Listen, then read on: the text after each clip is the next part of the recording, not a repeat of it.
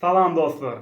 Eger de sen gitara çalma öwrenesin gelýän bolsa, özüň hem hiç ýyl çalyp bilmeýän bolsaň, onda meniň video kursumyň kömegi bilen ansat hem tiz wagtda noldan gitara çalmagy öwreniriz. Onda näme? Başladykmy?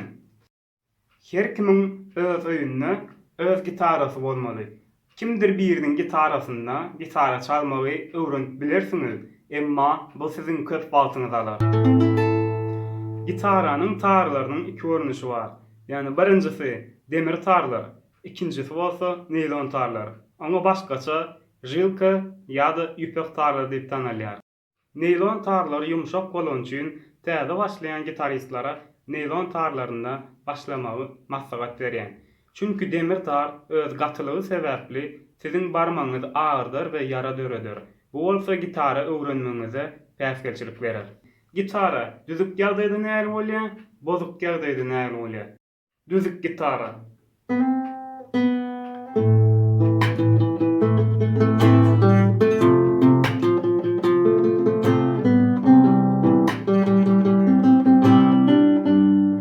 Ýa-ni kysady gitaranyň bozuk ýagdaýynda çalyp görýär.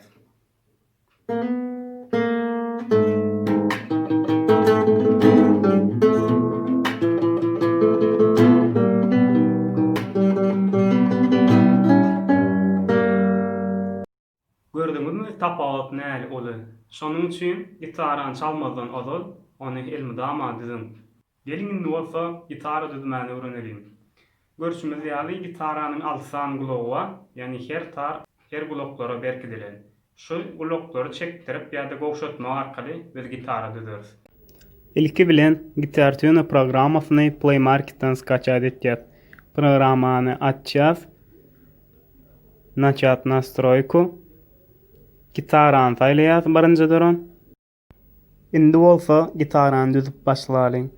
Egerde ortaky çyzykdan çep gapdalda ýerleşse gitaranyň tarynyň gowşaklygy, asag gapdalda ýerleşse bolsa gitaranyň tarynyň aşa çekdirilendigini aňladýar. Biziň maksadymyz tardan çykýan sesi ortaky çyzygyň deňine getirmeli. Iň aşağı tardan düzüp başlaýas. Tar kakýas.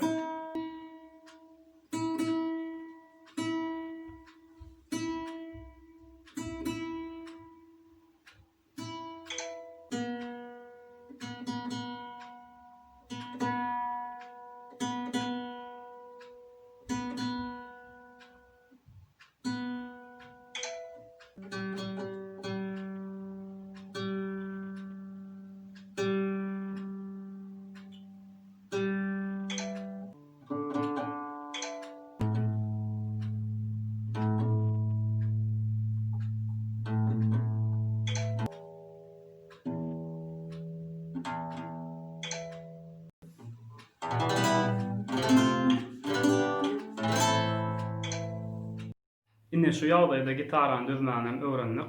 Birinji tapamyz şundan ibaret. Soraw ýere çykdy, kommentariýada ýazyn, like goýun we kanalyma agza bolun. Dostlar, üns beren bolsaňyz, meniň videolarym açan wagtyňyz reklama gawat gelmersiňiz. Çünki men videolaryň üstünden pul gazanmaýarym.